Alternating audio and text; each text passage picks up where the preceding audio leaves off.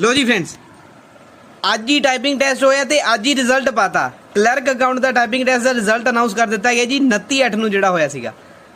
Triple S board ਦੀ ਤਾਰੀਫ ਕਰਨੀ ਤਾਂ ਬਣਦੀ ਹੈ। ਚਲੋ ਦੇਖਦੇ ਹਾਂ ਆਪਾਂ। ਪਲੀਜ਼ ਚੈਨਲ ਨੂੰ ਸਬਸਕ੍ਰਾਈਬ ਕਰਕੇ ਬੈਲ ਆਈਕਨ ਪ੍ਰੈਸ ਕਰ ਲਓ। ਸਭ ਤੋਂ ਪਹਿਲਾਂ ਵੀਡੀਓ ਤੁਹਾਨੂੰ ਇਸੇ ਚੈਨਲ ਤੇ ਮਿਲ ਰਹੀ ਹੈ। प्लीज़ रिक्वेस्ट है, इन्ना तो जरूर तुम कर सकते हो ना। शेयर कर दो, सबसक्राइब करके बेल आइकन जरूर प्रेस कर लियो। फेसबुक, ट्विटर, इंस्टाग्राम, थ्रेड सारे लिंक वीडियो के डिस्क्रिप्शन ने, प्लीज़ फॉलो जरूर कर लेना। खोल लेने जी, आप चेक करते हैं। क्वालीफाइड कैंडीडेट आप चेक कर लेने जी किन्ने है, मार्क्स भी चेक करी जाएंगे नाल नाल।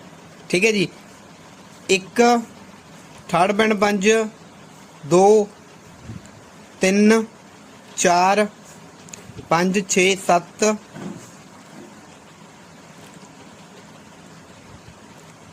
8 9 10 11 12 13 14 15 16 17